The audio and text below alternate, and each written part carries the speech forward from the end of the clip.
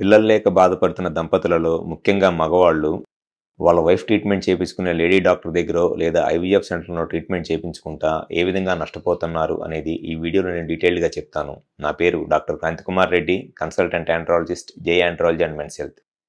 ముఖ్యంగా మగవాళ్ళు ఎప్పుడైతే వాళ్ళ సైడ్ నుంచి స్పెర్మ్ కౌంట్‌లో ప్రాబ్లమ్ ఉండి పిల్లలు లేక ఇబ్బంది పడుతున్నారో, అటువంటి మగవాళ్ళు వాళ్ళ వైఫ్ ట్రీట్మెంట్ చేపించుకునే లేడీ డాక్టర్ దగ్గరో, ఐవీఎఫ్ సెంటర్‌లో ట్రీట్మెంట్ చేపించుకోవటం వల్ల వాళ్ళు రాసే అనవసరమైన మల్టీవిటమిన్ టాబ్లెట్స్ వాడుకుంటా, అవసరమైన టెస్టులు చేపించుకుంటా ఏ విధంగా నష్టపోతున్నారు అనంటే, ఎప్పుడైతే ఈ మగవాళ్ళు వాళ్ళ వైఫ్ ట్రీట్మెంట్ చేపించుకునే లేడీ డాక్టర్ దగ్గరో, ఐవీఎఫ్ సెంటర్‌లోనో కన్సల్ట్ అవుతారో, ముందుగా ఈ లేడీ డాక్టర్స్ ఈ మగవాళ్ళకి క్లినికల్ ఎగ్జామినేషన్ అంటే కరెక్ట్‌గా అసలు టెస్టిస్ సైజ్ ఎలా ఉంది అనేది ఒక ఫండమెంటల్ క్లినికల్ ఎగ్జామినేషన్ కూడా చేయకుండా సింపుల్‌గా ప్రతిదానికి టెస్టులు రాసుకుంటా, టెస్టుల మీద ఆధారపడతా, అవసరమైన టెస్టులు చేపిస్తా ఏ విధంగా నష్టపోతున్నారు అనంటే, ఎవరిలో అయినా సరే ఫస్టు మగవాళ్ళ సైడ్ నుంచి స్పెర్మ్ కౌంట్ ప్రాబ్లమ్ ఉండి పిల్లలు లేక ఇబ్బంది పడుతుంటే ఫస్టు టెస్టిస్ సైజ్ ఎలా ఉందనేది కంపల్సరీగా చెక్ చేయాలి. టెస్టిస్ సైజ్ అనేది చిన్నగా ఉన్నప్పుడు ఖచ్చితంగా దాని నుంచి వచ్చే స్పెర్మ్ కౌంట్ తక్కువగా ఉంటుంది. టెస్టిస్ సైజ్ ఎంత పెద్దగా ఉంటే స్పెర్మ్ కౌంట్ అనేది అంత ఎక్కువగా ఉంటుంది.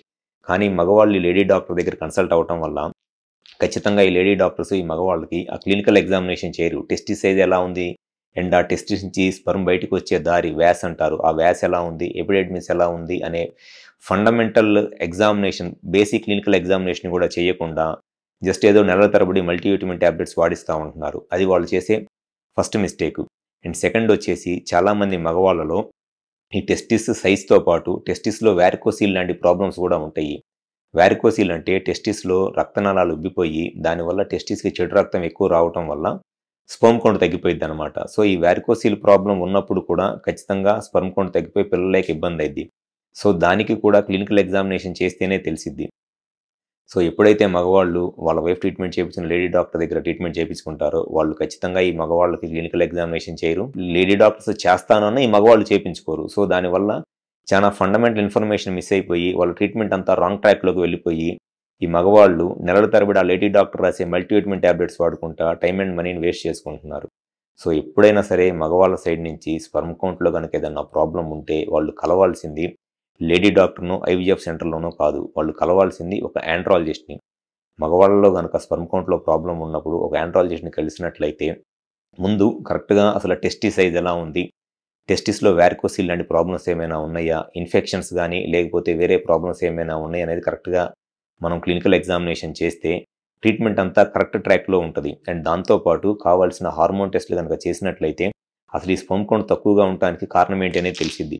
ఇది కాకుండా జస్ట్ ఏదో వాళ్ళ వైఫ్ వెళ్తుంది గదా! వాళ్ళ వైఫ్‌తో పాటు వీళ్ళు గూడా జస్ట్ లేడీ డాక్టర్ దగ్గరికి వెళ్లి ట్రీట్మెంట్ చేపించుకోవటం వల్ల just time and money waste తప్పితే, ఈ మగవాళ్ళకైతే మటికి పైసా ఉపయోగం జరగదు. వాళ్ళకి జరిగే ఒకే ఒక ఉపయోగం ఏంటి అనంటే, మేల్, ఫీమేల్ ఇద్దరు కలిసి ఒక హాస్పిటల్‌లో లేడీ డాక్టర్ దగ్గర ట్రీట్మెంట్ చేపించుకోవటం వల్ల, వాళ్ళిద్దరూ కలిసి హాస్పిటల్ ఎళ్ళటానికి ఆటో డబ్బులు మిగులుతాయి.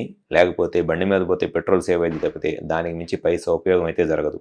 ఖచ్చితంగా మగవాళ్ళ సైడ్ నుంచి ఎటువంటి ప్రాబ్లమ్స్ ఉన్నా స్పెర్మ్ కౌంట్ రిలేటెడ్‌గా ఒక ఆండ్రాలజిస్ట్‌ని కలిస్తే వాళ్ళకి మాక్సిమం బెనిఫిట్ అనేది జరిగిద్ది. టైమ్ అండ్ మనీ కూడా సేవ్ అయిద్ది. సో, ఎవరైతే ఈ స్పెర్మ్ కౌంట్‌తో ఇబ్బంది ఉండి పిల్లలు లేక బాధపడుతున్నారో మగవాళ్ళు, మీరు ఒక ఆండ్రాలజిస్ట్‌ని కన్సల్ట్ అవ్వండి.